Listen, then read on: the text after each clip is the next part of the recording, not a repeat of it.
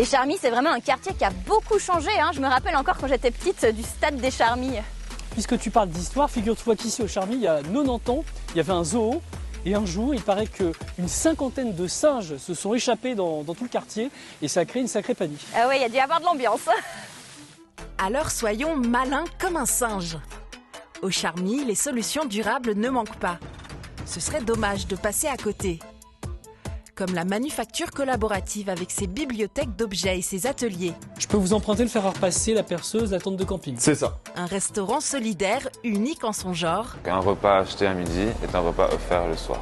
L'usage discret et efficace de la géothermie. Là, c'est de l'eau froide, c'est de l'eau à 12-13 degrés, ce qui présente aussi certains avantages. Le recours au bois local. Et un vrai repère pour les cyclistes bricoleurs. On a vraiment tous les outils nécessaires et on est là pour soutenir, aider, apprendre.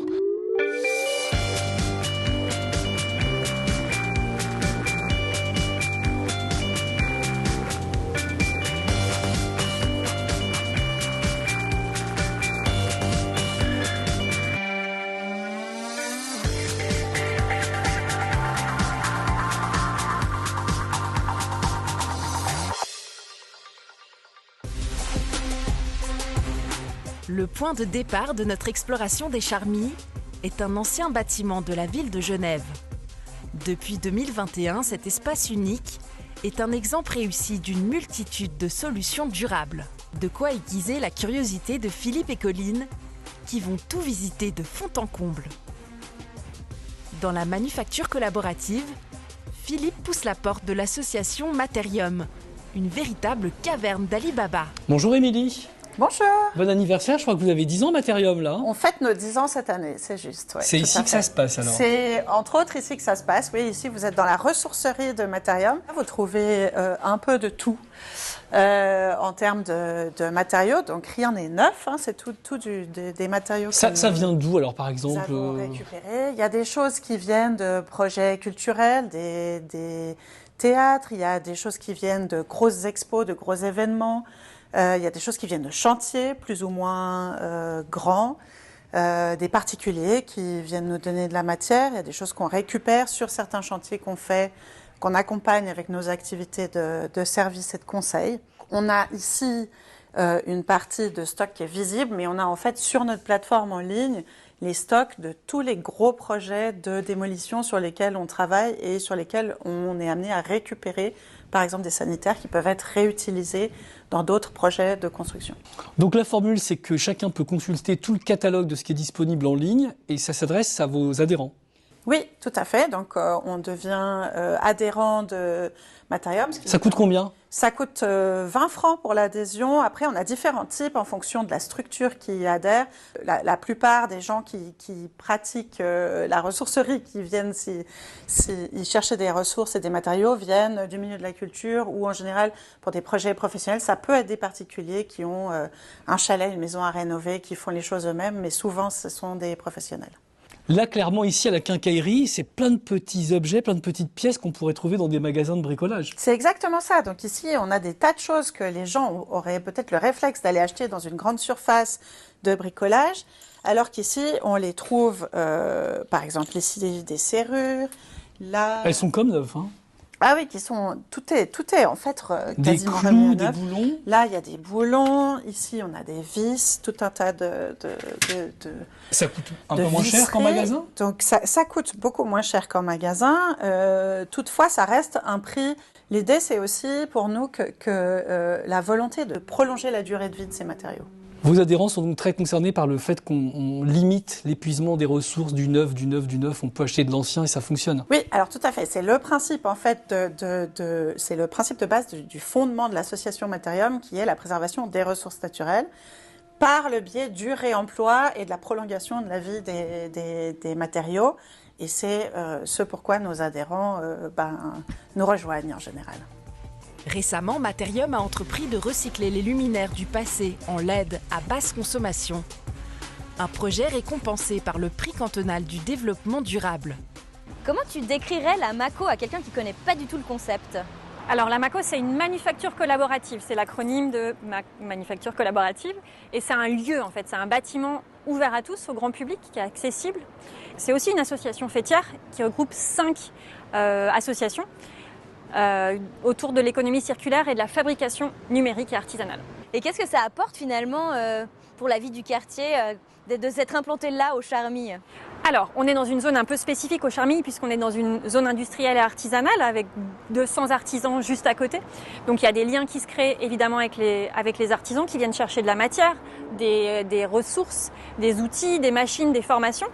Mais aussi, on est aussi dans une zone résidentielle avec des immeubles, des habitats sociaux, etc.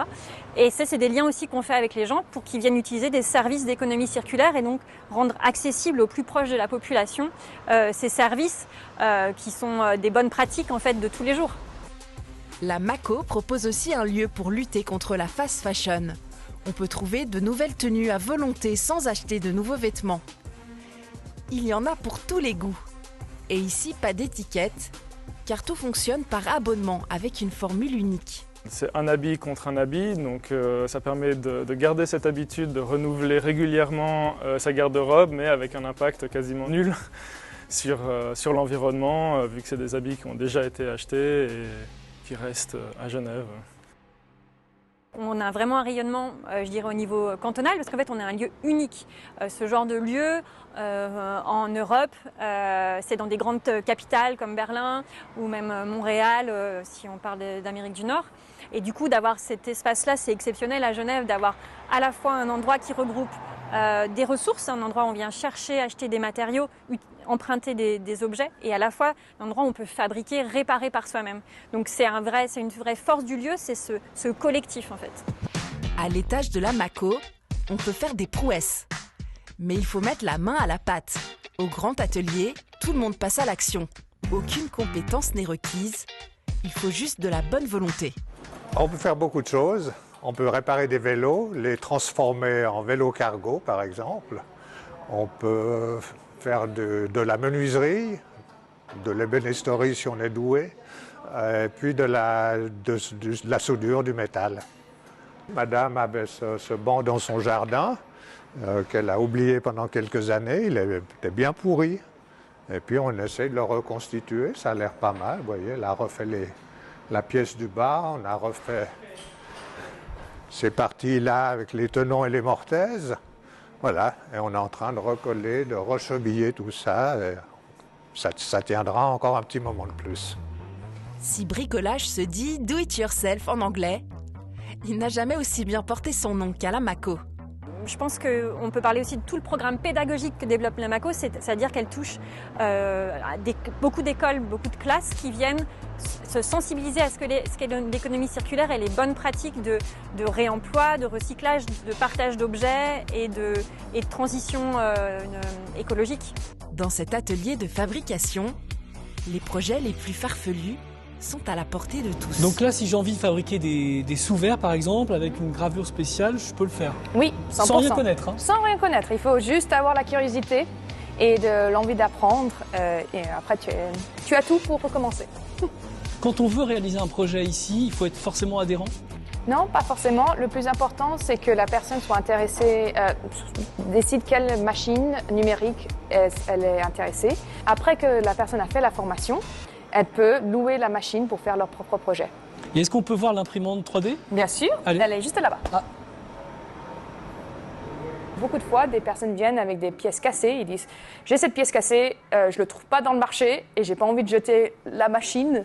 Et donc, ils peuvent apprendre comment modéliser et ensuite imprimer avec l'imprimante 3D. Et les défis pour la Mako ces prochaines années? Peut-être développer la partie tiers-lieu, les visites, dire qu'il y a vraiment tout un panel de visites possibles, que ce soit pour les écoles, les associations, les entreprises, et se dire qu'en fait tout un chacun est concerné par la transition écologique et la durabilité. La manivelle Charmy, bonjour. C'est quoi l'objet le plus demandé à la manivelle? Je me suis toujours posé la question. Alors c'est essentiellement quand même de l'outillage. Donc ça va être la fameuse perceuse ou le marteau perforateur pour faire un trou, fixer des tringles, installer un cadre photo. La formule, c'est simple, on est adhérent à la manivelle, il y a un catalogue en ligne où on vient ici dans l'espace de la manivelle, et après?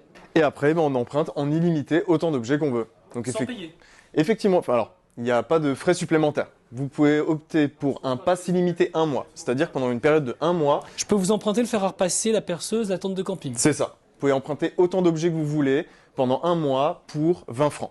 Ou alors, si vous voulez être tranquille, vous prenez un pass illimité à l'année, c'est à 100 francs, et pareil, vous empruntez en illimité autant d'objets que vous voulez, sans aucun frais supplémentaire. Vous avez combien d'objets prêtés toutes les semaines? Alors en ce moment, on est entre 400 à 600 prêts par semaine. 600 achats évités. Exactement, c'est exactement ça. Le stock ici, il est très grand, et pourtant ce n'est qu'une partie de tout ce que vous avez à disposition. C'est exactement ça. Avec les plus de 4000 objets qu'on a au catalogue, il y a un stock qui n'est pas accessible au public, et on va dispatcher dans les différentes antennes que l'on a. Alors on a des matériaux, des objets, des vêtements, des machines. Si on devait rêver un peu, qu'est-ce qui manquerait finalement dans cette Mako? Ce qui manquerait, c'est les autres pans de la durabilité, que ce soit pour l'alimentation, la mobilité douce. Donc c'est déjà un petit peu ce qu'on fait. Par exemple, on peut emprunter des vélos cargo, d'avoir quelque chose d'encore plus global qui concerne la durabilité et la transition. Ça pourrait être ce qui manque. Doit-on s'alimenter différemment si l'on est bénéficiaire de repas caritatifs ou si l'on a les moyens de s'offrir un menu dégustation gastronomique pour un repas d'affaires? Dans ce restaurant des Charmilles, la question ne se pose pas. C'est même la raison d'être de cet établissement différent. Le Réfectorios de Genève, c'est un restaurant un peu particulier par rapport aux autres réfectorios qui peuvent exister dans le monde, sachant qu'il y en a une quinzaine qui existent. Nous, on est le seul qui est ouvert au public le midi et ouvert aux personnes qui sont dans le besoin et dans la précarité le soir. On est le seul restaurant solidaire ouvert le soir à Genève. Donc un repas acheté à midi est un repas offert le soir. Dès 18 h, les premiers bénéficiaires arrivent, munis d'un bon anonyme fourni par des institutions spécialisées. Un sésame qui garantit un bon repas, mais aussi une marque de respect et de reconnaissance sociale. Car les convives sont reçus au restaurant comme les clients de midi. Et là, l'idée vraiment, c'est d'accueillir ces personnes dans un restaurant standard, donc vraiment comme tout le monde finalement. Comme tout le monde, on n'est pas une soupe populaire, on est un restaurant solidaire, donc on choisit nos menus qui changent toutes les semaines, voire tous les jours. On essaye d'offrir un panel assez diversifié de denrées et d'aliments à nos bénéficiaires le soir afin de leur donner une alimentation saine et bonne. Et puis voilà, c'est un peu ce qu'on fait de mieux ici au Réfectorios, c'est de nourrir les gens. Le restaurant affiche le manifeste pour le droit à l'alimentation, dont il revendique pleinement la mission. Bénéficiaire le soir et donc client le midi, client solidaire. Ça veut dire que le prix du menu il est un petit peu plus élevé que dans un autre restaurant. Comment ça a été accueilli? C'est vrai que c'est plus cher qu'un plat du jour, on va dire. Un plat du jour va être autour des 20 francs, mais nous on a 3 plats pour 39. Et ça change toutes les 2 semaines. Donc en fait, vous ne mangez jamais la même chose au Réfectorios. Donc voilà, on a un restaurant solidaire, mais aussi on essaie de faire des efforts sur la provenance des produits locaux, moins de gaspillage. On a vraiment le tout du développement durable en fait. Tout à fait. Alors nous, on travaille uniquement avec des produits locaux. Il n'y a que le vin qu'on va charger ce qu'en Valais, des fois, mais parce que ça vaut le coup. Mais voilà, on est dans un rayon plutôt de 20-30 km autour de Genève. On travaille avec des particuliers, avec des grandes banques d'alimentation type partage.ch et avec des institutions d'études, type l'école d'horticulture de Lullier. Donc on va dire qu'on achète 60% des denrées qu'on transforme et 40% sont des donations, on va dire. Voilà. Donc c'est déjà pas mal. Le but c'est d'arriver à un 50-50, voire à un inversement de la situation, mais c'est compliqué.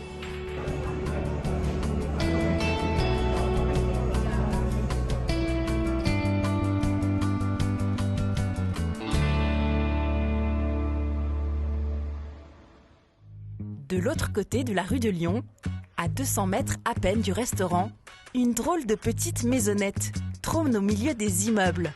On découvre ce qui se cache à l'intérieur. Marine, on est ici devant ce premier frigo de Genève qui a vu le jour en été 2022. Vous pouvez un peu nous rappeler le concept? Frigo, c'est un réseau de réfrigérateurs en libre service pour réduire le gaspillage alimentaire à Genève, tout en renforçant aussi la solidarité sociale. Et on propose aussi aux gens d'adopter de nouvelles façons pour réduire le gaspillage à tous les niveaux. Donc c'est vraiment un frigo pour toutes et tous. L'idée, c'est d'éviter de jeter de la nourriture. Ce qui est intéressant dans cette solution durable, c'est aussi tout l'écosystème des acteurs du quartier des Charmilles.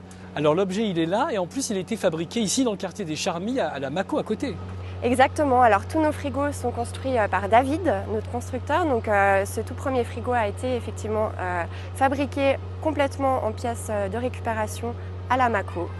Donc on a un approvisionnement quotidien qui est fait pour ce frigo, mais les particuliers peuvent aussi en fait venir déposer. C'est vraiment une démarche solidaire jusqu'au bout. Exactement. Alors nous, notre équipe frigo sur le terrain, composée actuellement de 4 personnes, donc on a des vélos cargo. On récupère les denrées auprès des commerces partenaires tous les matins, du lundi au vendredi. Donc ça peut être des boulangeries, des épiceries, des restaurants, des importateurs en gros. Enfin voilà, il y a plein de collaborateurs dans ce projet et les particuliers peuvent aussi déposer des denrées, donc des fruits, des légumes, du pain, des produits secs en respectant des règles d'hygiène. Donc toutes les informations figurent sur nos frigos. Combien on a de frigos actuellement et puis quelles sont les perspectives finalement pour Frigo? Oui, alors actuellement on a 5 frigos, donc avec celui-ci en ville de Genève et un 6e qui vient de voir le jour à Mérin au Jardin de l'Amitié. Donc on a plusieurs communes qui attendent aussi leurs frigos, dont Lancy, Carouge notamment. Et la perspective après, idéalement, on aimerait des frigos dans tous les quartiers sur le canton de Genève. Et ensuite, au-delà, évidemment, idéalement aussi. On poursuit notre visite des Charmilles chez les Deux-Rivières. Créée en 2019, cette scierie mobile permet de revaloriser le bois genevois et de créer toutes sortes de constructions. Bon du coup Cyril, c'est ce gros bout de bois là qu'on va amener à la scierie. Je dirais pas qu'il est gros, mais ouais. Ouais, quand même, hein, il faut du muscle. Donc là on est aux Deux-Rivières, c'est cette scierie mobile que vous avez créée il y a quelques années. Comment ça fonctionne? On va chez les gens pour scier des troncs chez eux, ou bien on scie aussi pour l'État. L'État de Genève, là, pour faire tous les aménagements forestiers, les tables de la forêt, les passerelles. Voilà, on scie pas mal pour eux, on scie pour nous aussi. L'idée, c'est de faire du meuble dans quelques mois. Voilà, on est en train de s'équiper là avec l'atelier derrière. Et puis voilà. Et puis le but premier, c'est quand même de valoriser tout ce bois local qui, au final, au début, peut-être pourrissait ou en tout cas n'était pas vraiment utilisé. Non, l'idée, c'est vraiment de revaloriser tout ça, ouais, clairement. Parce qu'on voit qu'il y a du bois sur Genève, il y en a quand même pas mal. On fait des réalisations aussi de A à Z où on va scier les bois chez les gens, ensuite on ramène au dépôt et on fait des réalisations qu'on vient reposer sur site après. Ouais. Ça va faire du bruit. On va démarrer le petit moteur.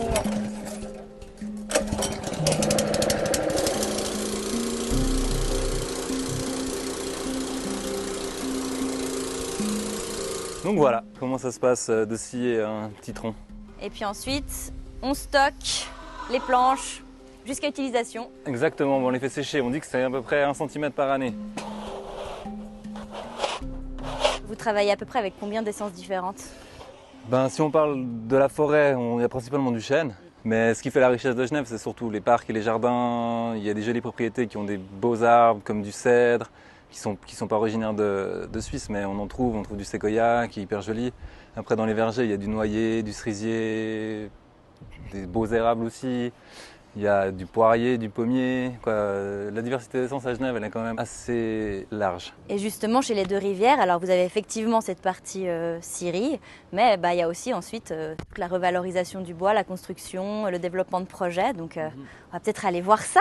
Alors, voilà notre atelier, là c'est en chantier encore. Typiquement, dans les réalisations que vous faites ici chez les Deux-Rivières, là on a un pupitre et un petit banc pour l'école en forêt. Exact, on va tester. Ouais, on a réutilisé nos chutes de bois d'un autre projet et puis on a fait toute une série de pupitres il y a 2 ans pour l'ouverture de cette école. Et chaque année, on en refait une petite série quand il y a un peu plus d'élèves. Donc voilà, ça va vraiment rester dehors toute l'année avec du bois de cèdre et puis des pieds en chêne. C'est bon, merci.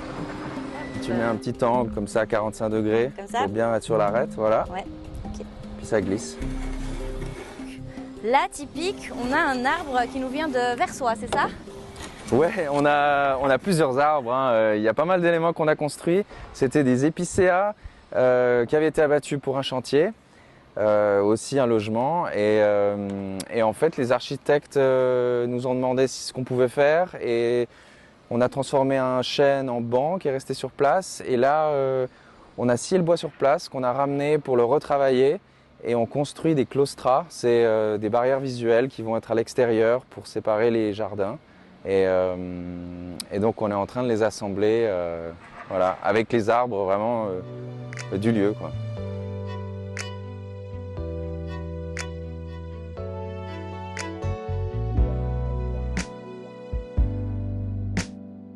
Les ressources d'énergie propre et locale ne sont pas loin, elles sont parfois sous nos pieds. Et pour mieux comprendre leur origine, nous avons rendez-vous au bord du Rhône. Qu'est-ce qu'il y a de caractéristique dans ce sous-sol du quartier des Charmilles qui permet de produire de l'énergie? Alors ces sédiments que l'on voit qui sont là, qui se sont déposés au front de glaciers il y a 30 à 50 000 ans, eh bien ils sont poreux, perméables. Ça veut dire quand les grains de roche, il y a de la place. Et donc de l'eau de pluie, de l'eau des rivières peut s'y infiltrer, peut s'y stocker. Et c'est ce qu'on appelle une nappe d'eau souterraine. Alors on peut voir plus en détail, mais c'est vrai que tous ces petits cailloux dont vous nous parlez, ils n'ont pas tous le même aspect, ils ont une histoire différente? Voilà, ils n'ont pas tous la même histoire. Certains de ces cailloux, comme ceux-là ou celui-là, eh bien, sont des roches alpines. C'est des roches qu'on trouve dans les montagnes, dans les Alpes, au fin fond du Valais.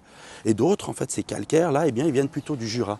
Et finalement, ils se retrouvent tous ici ensemble parce que les glaciers sont descendus des montagnes, ils ont arraché des roches, ils ont continué leur chemin le long du Jura pour arriver jusque dans la région genevoise. Et pour cette raison, eh bien, on a finalement ce qu'on appelle un conglomérat de roches d'origine diverses. Et c'est donc entre tous ces petits cailloux qu'on a de l'espace pour stocker de l'eau qui va devenir la ressource. Il y a de l'eau qui est naturellement filtrée, que l'on peut pomper à la faveur de forages ou de puits.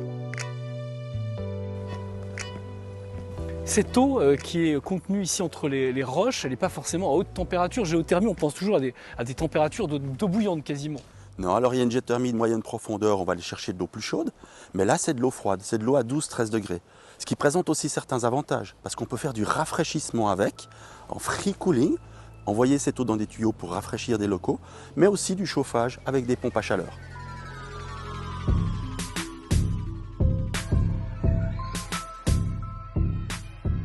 Ça y est, on est remonté des rives du Rhône pour se trouver ici sur la commune de Verny, à quelques centaines de mètres, pas très loin des Charmilles. Ici dans cette école, il y a un poste de pilotage pour la géothermie, mais pas seulement.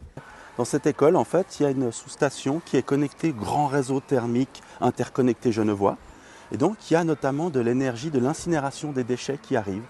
Et puis, il y a aussi en fait l'arrivée des puits de la géothermie qui peuvent aussi être valorisés dans le mix énergétique de ce quartier. Alors on était venu ici il y a 4 ans au début de Go Solutions Durables. Qu'est-ce qui s'est passé depuis dans ce projet pilote? Alors déjà ça marche bien, ça fonctionne. Et on voit que dans ces périodes hivernales, quand il y a une demande thermique plus importante, eh bien à cette chaleur de l'incinération des déchets vient s'ajouter cette ressource locale, celle qu'on pompe dans la nappe d'eau souterraine et qu'on valorise par le biais d'une pompe à chaleur.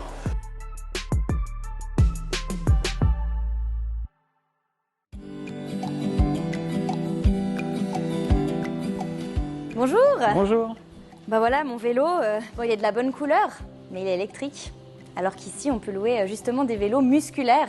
Si j'avais envie de faire un peu d'exercice, qu'est-ce que je pourrais trouver finalement? Quelle est votre offre? Tous les vélos qu'on a là, c'est des vélos de seconde main. Donc c'est des vélos qui sont issus de la donation. Donc nous, on les récupère, on les retape, on les équipe avec des cadenas et des luminaires. Et ensuite, on les met à la location. Donc c'est que de la location longue durée qu'on fait, donc de 3 mois à 1 an. Donc on a vraiment des vélos de ville, des vélos un peu plus courts, des vélos assez confortables, avec aussi avec porte-bagages, avec pare-boue. Vous prenez le vélo, vous faites un petit tour avec, il faut que vous soyez confortable. On peut aussi évidemment régler la hauteur de la selle. Et puis après ça, on peut passer au contrat de location.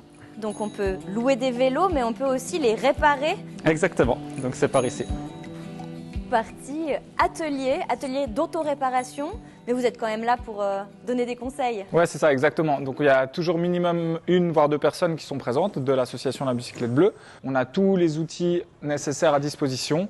L'idée, c'est de rendre les gens vélonomes, donc autonomes pour le vélo, pour faire des réparations allant de la petite réparation simple jusqu'à des choses plus compliquées. On a vraiment tous les outils nécessaires et on est là pour soutenir, aider, apprendre aux personnes à travailler sur leur vélo. On a plein de pièces de rechange de seconde main à disposition. On a aussi des pièces neuves pour tout ce qui est consommable, donc tout ce qui est chambre à air, patins de frein, câbles. Et l'idée, c'est que le vélo il ressorte en état nickel. Donc, nous avons des pédales. Là, on a une clé à pédale. Et puis, je te laisse t'amuser, voir si tu y arrives. Tac. Ah voilà. Oh ben, c'est pas tous les jours que c'est aussi facile. C'est parce que j'ai des gros muscles. Clac, clac, clac, clac. Bim. Tac, tac, tac. Ça y est. Tchac. Et là, on fait... C'est bon. Nickel. Donc voilà, tu as une paire de pédales d'occasion, mais neuve. plus neuve qu'avant.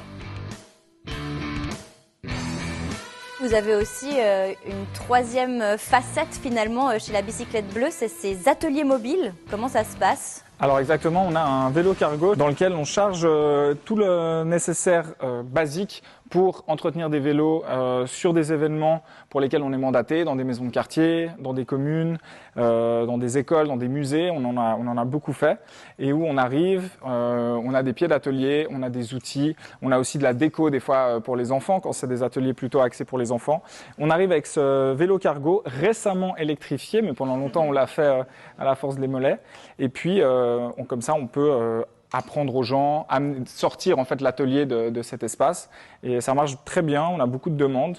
Et c'est aussi des moments voilà, de partage autour de la mécanique vélo, d'animation, de sensibilisation. C'est aussi ce qu'on fait beaucoup à la bicyclette bleue. Et voilà, ça fonctionne bien. On est vraiment sous le charme des Charmilles. À vous maintenant de partir à la découverte de ce quartier de Genève.